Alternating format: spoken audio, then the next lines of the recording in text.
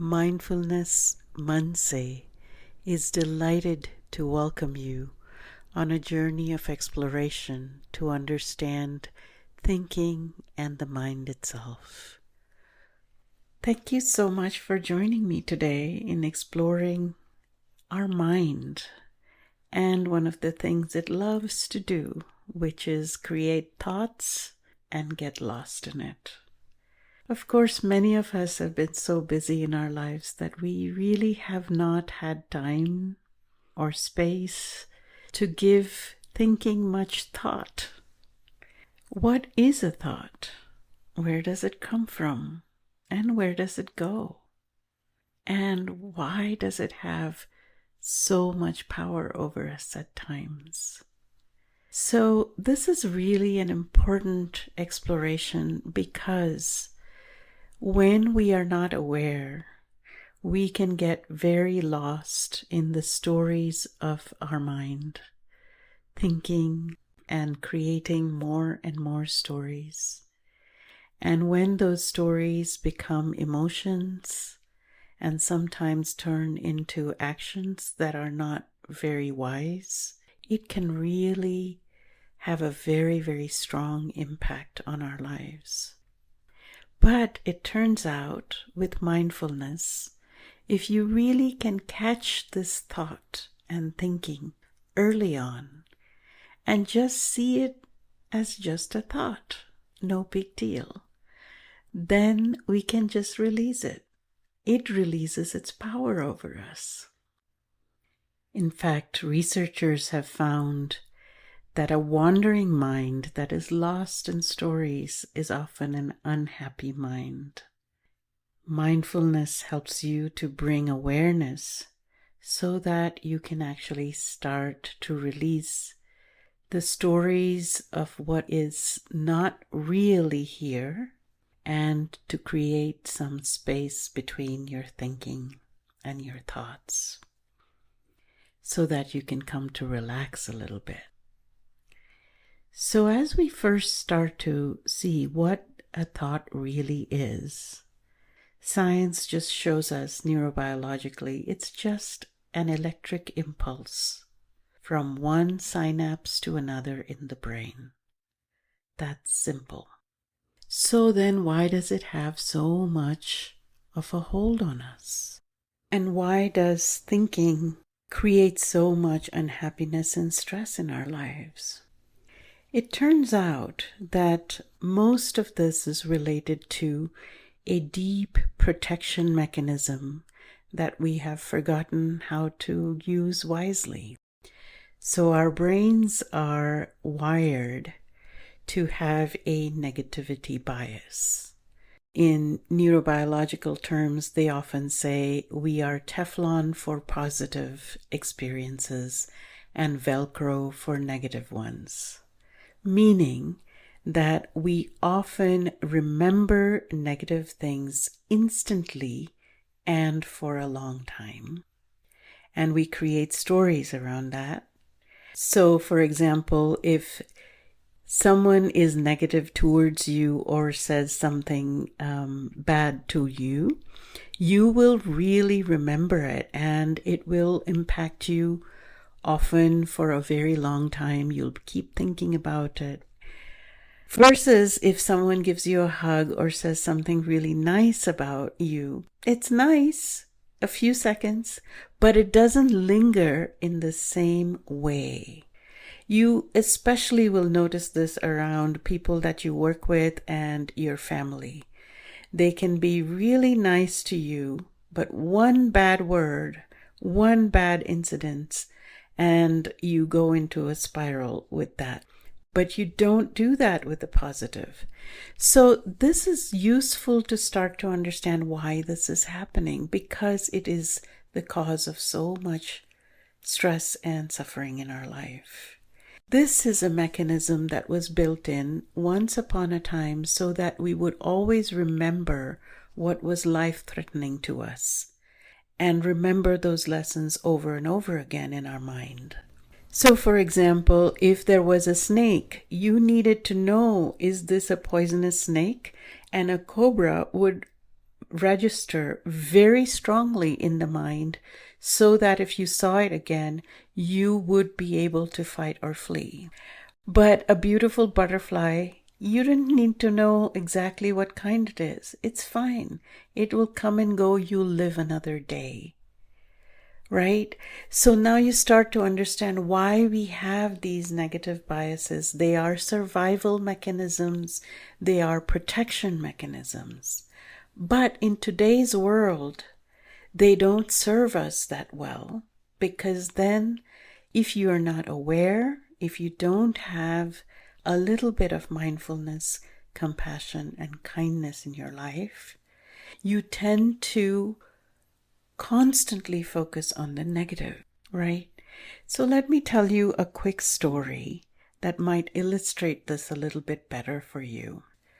Just like many of us, there was this woman that was very stressed out, had a very full life, kids, work, trying to get everything done at home and catch a flight for work. So she was trying to wrap up everything, rushed to the airport, hadn't had any time in the morning to even have breakfast, was on a call, trying to finish the call, went through security really quickly as she could.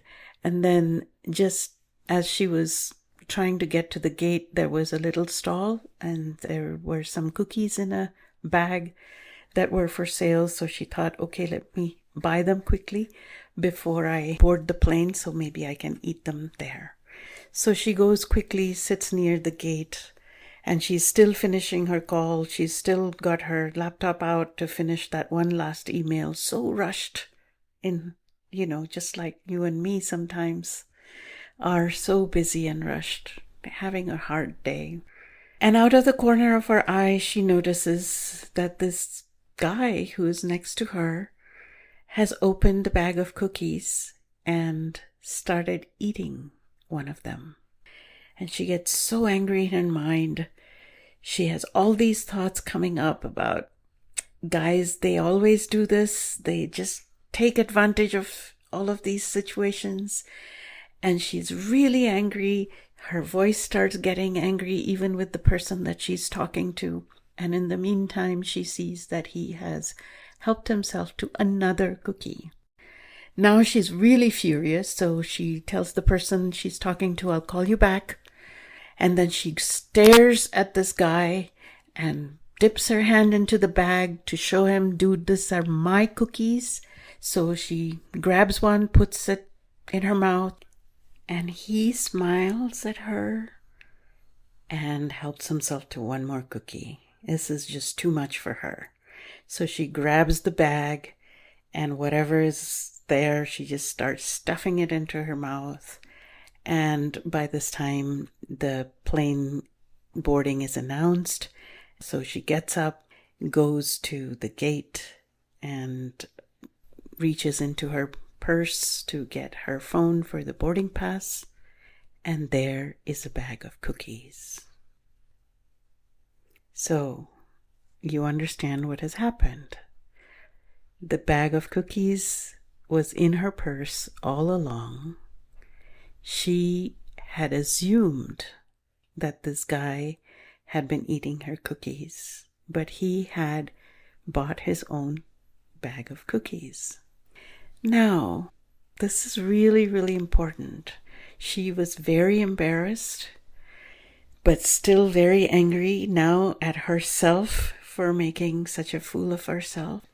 He, on the other hand, was very amused, right? So it's an interesting situation. He probably went home and talked to his family and said, this is the strangest day I've ever had. Like, this woman was so stressed out.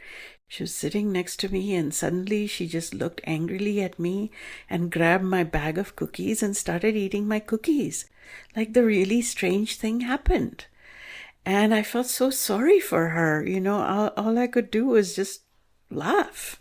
But I hope she has a better day than what she was having, right? Now, who do you think is going to have a healthier, better life?